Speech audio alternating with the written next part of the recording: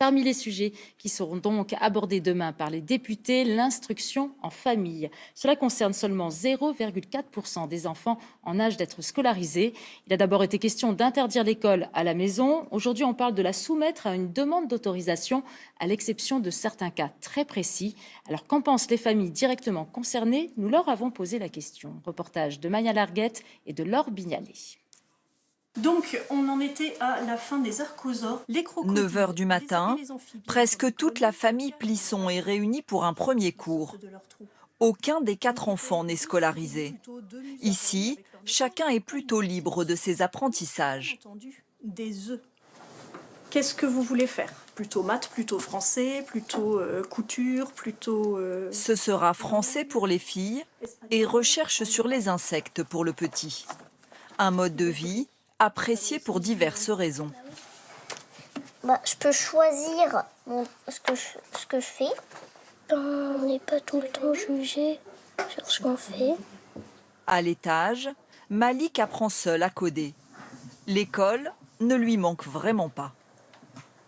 Il faut se lever beaucoup trop tôt au collège. Donc déjà, ça c'est un intérêt majeur. Après, il y a plein d'autres choses. Par exemple, comme deuxième langue, je fais le japonais. Je suis pas sûre que ce soit dans beaucoup de collèges.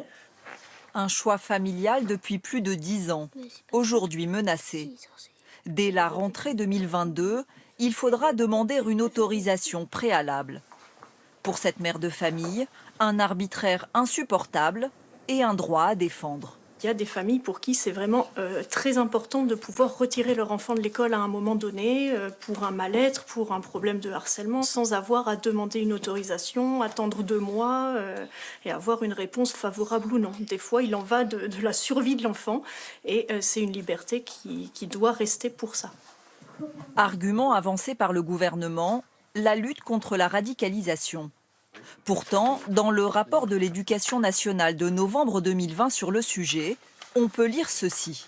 Les cas d'enfants exposés à un risque de radicalisation et repérés à l'occasion du contrôle de l'instruction au domicile familial sont exceptionnels. Avec son équipe, ce chercheur a décortiqué des centaines de rapports d'inspection et d'enquêtes auprès des parents sur toute la France. Il y a des situations qui, lorsqu'on les lit, sont réellement inquiétantes.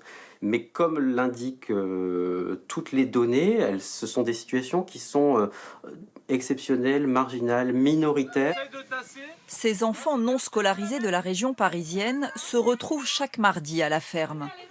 Impossible pour les parents de se reconnaître dans les mots du ministre de l'Intérieur qui parlait d'enfants hors radar et évoquait les petits fantômes de la République. À l'école, ils voient les mêmes enfants tous les jours. Nous, on essaye vraiment qu'ils aient une richesse.